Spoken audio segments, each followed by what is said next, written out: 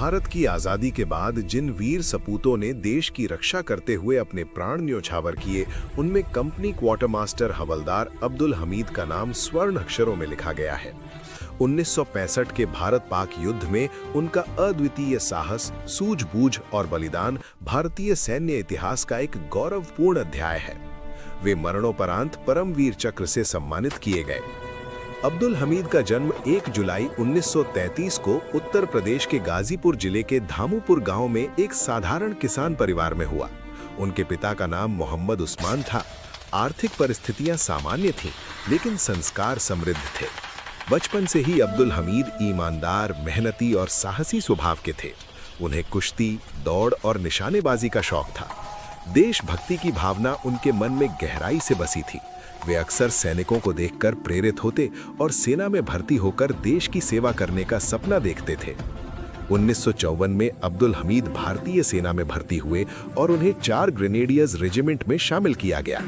कठोर प्रशिक्षण के दौरान उन्होंने अपने साहस, अनुशासन और नेतृत्व क्षमता से अधिकारियों का ध्यान आकर्षित किया।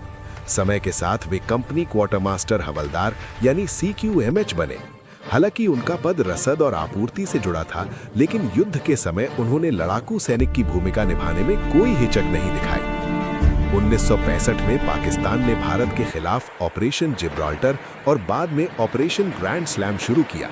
पाकिस्तान का उद्देश्य कश्मीर और पंजाब क्षेत्र में घुसपैठ कर भारत को कमजोर करना था।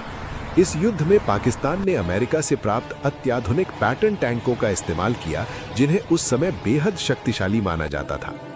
पंजाब के खेमकरण सेक्टर में स्थित असल उत्तर क्षेत्र युद्ध का प्रमुख केंद्र बना।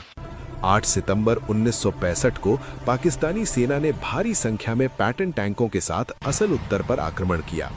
भारतीय सेना के पास सीमित संसाधन थे, लेकिन हौसले बुलंद थे। 4 ग्रेनेडियर्स को इस क्षेत्र की रक्षा की जिम्मेदारी सौंपी गई। अब्दुल हमीद ने देखा कि दुश्मन के टैंक तेजी से आगे बढ़ रहे हैं। भारतीय सैनिकों के लिए ये बड़ा खतरा था। उस समय उनके पास केवल रिकॉइललेस गन और सीमित हथियार थे। अब्दुल हमीद ने असाधारण साहस दिखाते हुए ऊंचे पेड़ों और गन्ने के खेतों की आड़ लेकर टैंकों पर हमला करने की योजना बनाई। उन्होंने अपनी RCL गन को जीप पर माउंट किया और बेहद नजदीक से निशाना साधा। एक के बाद एक उन्होंने पाकिस्तान के कई पैटर्न टैंक ध्वस्त कर दिए। उनके सटीक निशाने से दुश्मन में हड़कंप मच गया।